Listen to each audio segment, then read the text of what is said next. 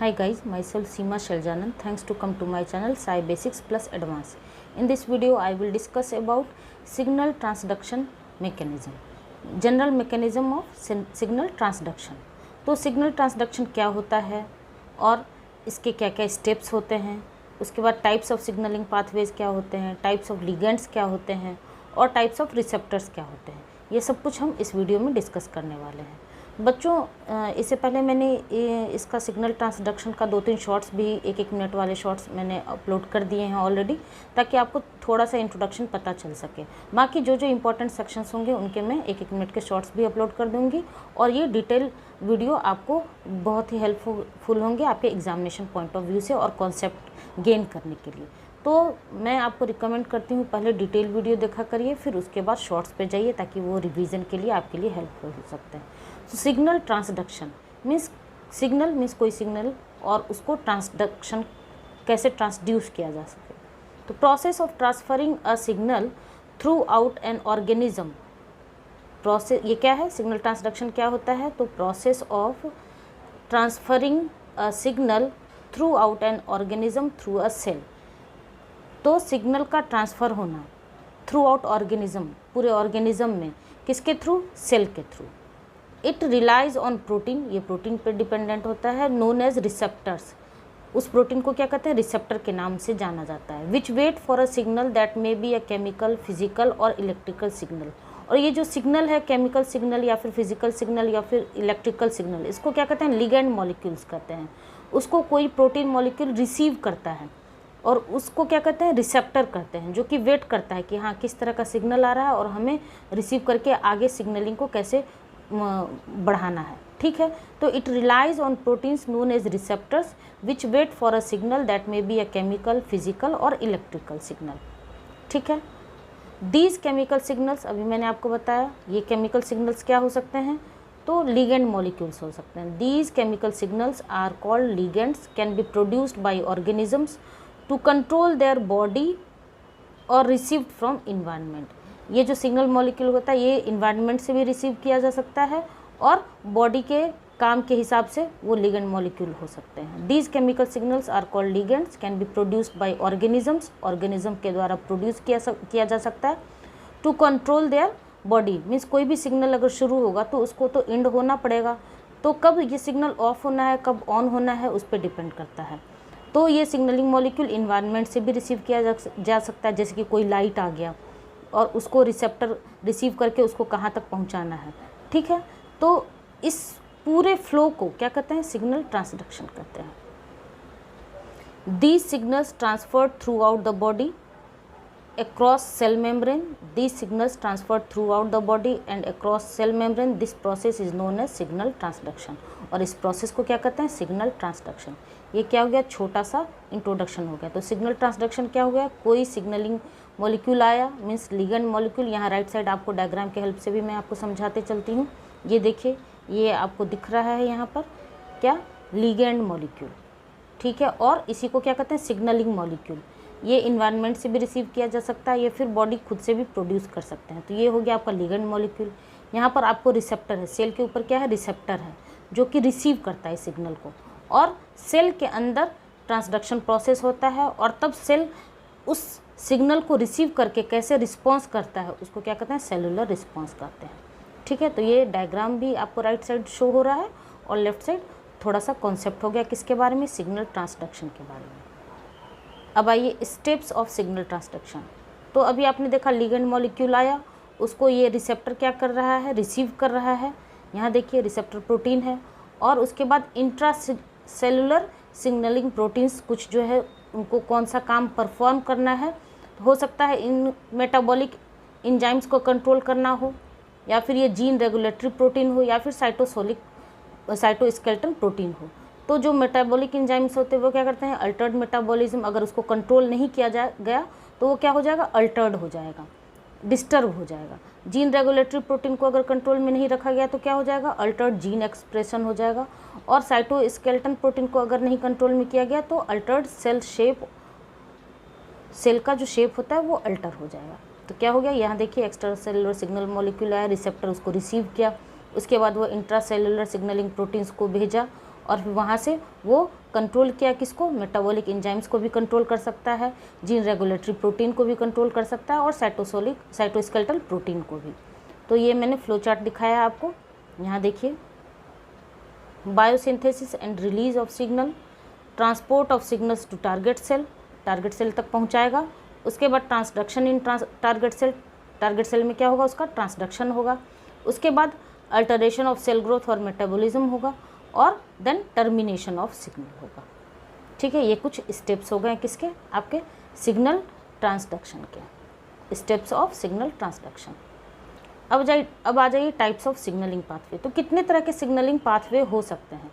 तो सिग्नलिंग जो पाथवे हो सकते हैं वो जनरली 4 तरह के देखे गए हैं, autocrine, juxtacrine, paracrine and endocrine.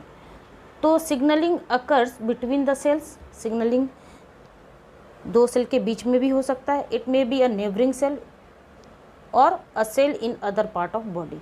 तो बॉडी के किसी अदर पार्ट में भी सिग्नलिंग हो सकता है या फिर नेबरिंग, बगल में जो पड़ोस वाले सेल होंगे उसमें भी हो सकता है। और कभी कभी ये खुद को भी टारगेट बना लेते हैं। तो आइए देखते हैं। सबसे पहला कौन सा आपका है, ऑटोक्राइन। ऑटो मीन्स अपने आप, तो a cell target itself means अपने आप को ही टारगेट बना लेता है। यहाँ आपको एक डायग्राम में शो हो रहा है। एग्जाम्पल की बात करें तो कैंसर सेल्स। जक्स्ट्राक्राइन में क्या होता है, तो कोई ना कोई फिजिकल कॉन्टैक्ट होना ज़रूरी होता है। ठीक है, तो a cell targets a cell connected by gap junctions, जो कि कॉन्टैक्ट डिपेंडेंट होते हैं। ठीक है, यहाँ देखिए सिग्नलिंग सेल है और ये टारगेट सेल है और बीच में फिजिकल कॉन्टैक्ट बन रहा है। तो इस तरह की सिग्नलिंग को क्या कहेंगे, जक्स्ट्राक्राइन।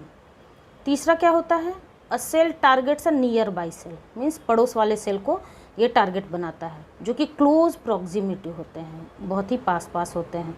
एग्जाम्पल की बात करें तो कौन कौन से आ जाएंगे आपको, WNT signalling and TGF beta signalling. यहाँ आपको देख रहे हैं ये पड़ोस वाले सेल को टारगेट कर रहा है इस तरह से।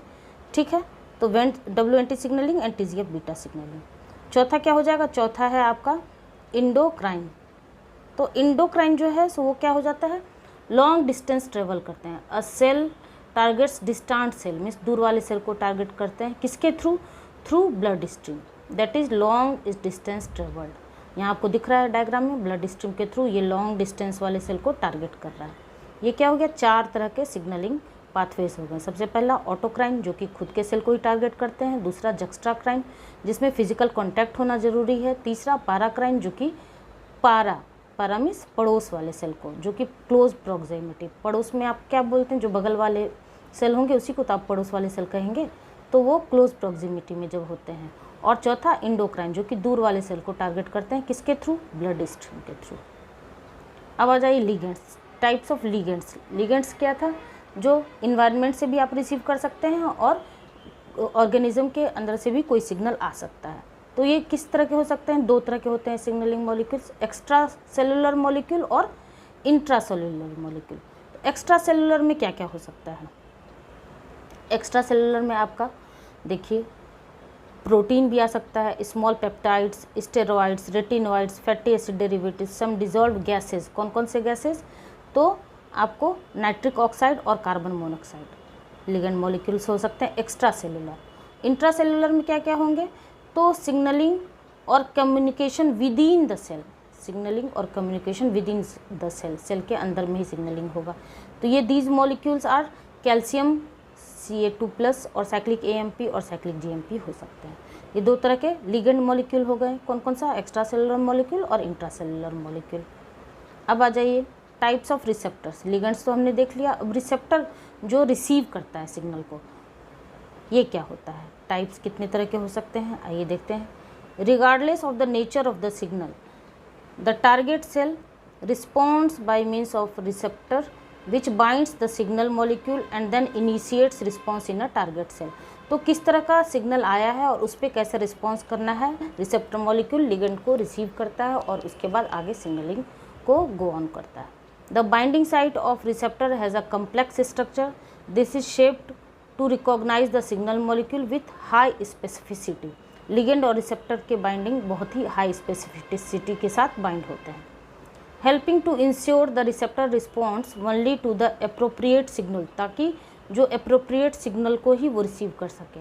इंश्योर दैट, वो इंश्योर करता है receptor responds only to the appropriate signal and not to many other signalling, क्योंकि हमारे सेल के अंदर बहुत ही तरह का सिग्नलिंग चल रहा होता है, लेकिन कब कौन सा लिगेंड आया और उससे के साथ रिसेप्टर बाइंड करके किस तरह के का रिस्पॉन्ड करना है, वो स्पेसिफिक मैनर में काम करता है। तो मेनली देखा गया 2 तरह का रिसेप्टर्स होता है, एक सेल सरफेस रिसेप्टर और दूसरा इंट्रासेलुलर रिसेप्टर। सेल सरफेस नाम से ही क्लियर है कि सेल के ऊपर पाया जाने वाला receptors. In most cases receptors are transmembrane proteins on target cell surface. Mainly जो रिसेप्टर्स होते हैं वो ट्रांसमेम्ब्रेन प्रोटीन्स माने जाते हैं। When these proteins bind to the extracellular signal, बाहर से कोई सिग्नल आया जिसे हम लिगेंड मॉलिक्यूल कहते हैं, देन दे बिकेम एक्टिवेटेड। अब ये रिसेप्टर क्या होते हैं, एक्टिवेट हो जाते हैं, they became activated and generate various intracellular signals that alter the behaviour of the cell. और जो रिसीव करके एक्टिवेट हो जाते हैं then generate various intracellular signal, और उसके बाद सेल के अंदर बहुत ही इंट्रासेलुलर सिग्नल को एक्टिवेट कर देते हैं ताकि जो बिहेवियर ऑफ सेल है उसको अल्टर ना कर सके। These receptors are hydrophilic. ये रिसेप्टर्स क्या हो सकते हैं, तो हाइड्रोफिलिक भी हो सकते हैं और not capable to cross plasma membrane. और ये जो सेल सरफेस रिसेप्टर्स होते हैं वो नाम से ही क्लियर है, चूँकि सेल के सरफेस पे पाए जाते हैं तो ये प्लाज्मा मेम्ब्रेन को क्रॉस नहीं कर सकते हैं। दूसरा क्या है, दूसरा है आपका इंट्रासेलुलर रिसेप्टर। तो दूसरे तरह का रिसेप्टर क्या हो गया, इंट्रासेलुलर। इंट्रा नाम से ही क्लियर है, the receptor proteins inside the target cell and the signal molecule has to enter the cell to bind them. Cell के अंदर पाया जाने वाला receptor, these requires that the signal molecule, sorry बच्चों कुछ टेक्निकल ग्लिच की वजह से डिस्टर्बेंस हो गई, कोई बात नहीं, हम यहाँ से कंटिन्यू करेंगे। तो हम कहाँ थे, तो हम इंट्रासेलुलर रिसेप्टर पढ़ रहे थे। These requires that the signal molecule be sufficiently small, क्योंकि उसे प्लाज्मा मेम्ब्रेन को क्रॉस करना है तो इस वजह से उसको स्मॉल होना पड़ेगा, छोटा होना चाहिए, एंड हाइड्रोफोबिक, ताकि वो प्लाज्मा मेम्ब्रेन को अच्छे से क्रॉस कर सके, to diffuse across the target cells plasma membrane. ठीक है, these receptors are cytosolic, these receptors are cytosolic, soluble and hydrophobic. Small molecule can cross the plasma membrane, और छोटा होगा ताकि वो अच्छे से प्लाज्मा मेम्ब्रेन को क्रॉस कर सके। तो सेल सरफेस रिसेप्टर जो है वो प्लाज्मा मेम्ब्रेन को क्रॉस नहीं कर सकता, वो सेल सरफेस पे रहता है, रिसेप्टर रिसीव करता है और आगे अपने टारगेट सेल को बताता है कि तुम्हें क्या फंक्शन परफॉर्म करना है। और इंट्रासेलुलर रिसेप्टर सेल के अंदर पाया जाता है जो कि स्मॉल इन साइज होता है ताकि वो प्लाज्मा मेम्ब्रेन को क्रॉस करके सेल के अंदर जाके सिग्नलिंग परफॉर्म कर सके। अब ये लास्ट पॉइंट है क्या, cell is program to respond specific signals. अब सेल को रिस्पॉन्ड करना होता है, cell is program to respond to specific signals, कि कौन से सेल को कौन सा काम करना है। Cell integrates all this signals to make decisions, और सेल इंटीग्रेट करते हैं दी सिग्नल्स को और डिसीजन लेते हैं कि हाँ हमें क्या क्या काम करना है। तो कुछ सेल को क्या करना होता है, कुछ सेल को सर्वाइव करना होता है, यहाँ सेल को काम मिला और वो उसे जिंदा रहना होता है। कुछ सेल को क्या करना होता है, कुछ सेल को डिवाइड करना होता है, यहाँ डिवाइड करके देख रहे हैं आप, एक सेल के 2 सेल बन रहे हैं। कुछ सेल को डिफ्रेंशिएट करना होता है क्योंकि बहुत सारे उसको काम मिलते हैं तो वो डिफ्रेंशिएट करके अपना फंक्शन परफॉर्म कर सके। और कुछ सेल का काम जब ख़त्म हो जाता है या फिर कोई सेल डैमेज हो जाता है तो उसे मरना होता है, जिन्हें हम एपोप्टोटिक सिग्नल कहते हैं। जब एपोप्टोटिक सिग्नल आ जाते हैं तो सेल को डाई करना होता है। तो ये डिपेंड करता है कि किस तरह का सिग्नल आया और उस सेल को कैसा काम करना है। तो cell is programmed to respond specific signals, to survive, to divide, to differentiate and to die. ये 4 तरह का काम उसको परफॉर्म करना होता है किसी सेल को, या तो उन्हें जिंदा रहना होता है, या फिर डिवाइड करना होता है, या फिर डिफ्रेंशिएट करना होता है, या फिर उन्हें डाई आउट करना होता है एपोप्टोटिक सिग्नल के थ्रू। ठीक है, ये हो गया आपका cell signalling, general mechanism of cell signalling. ठीक है, तो मैंने लैंग्वेज तो बहुत ही कम यूज़ किया है ताकि आपको ज़्यादा डायग्राम से क्लियर हो सके फ्लो चार्ट के थ्रू। ठीक है, तो डायग्रामेटिक पोर्शन, डायग्राम के हेल्प से अगर हम पढ़ते हैं तो हमें ज़्यादा समय के लिए याद रहता है। तो इस तरह से बच्चों ये सारा PDF के फॉर्म में आपको मेरा ये टेलीग्राम चैनल साई बेसिक्स के नाम से होगा, वहाँ आपको मिल जाएंगे सारे नोट्स। ठीक है, तो आपको मेरा ये पढ़ाने का तरीका या एक्सप्लेनेशन पसंद आता हो तो please like, share and subscribe जरूर करिएगा। और बच्चों एक फ़ीडबैक ज़रूर दिया कीजिए, ठीक है, ताकि एजुकेटर्स को समझ में आए कि हाँ ठीक है हम सही डायरेक्शन में जा रहे हैं, बच्चे समझ रहे हैं। ठीक है, मिलते हैं हमारे नेक्स्ट वीडियो में, तब तक के लिए थैंक यू।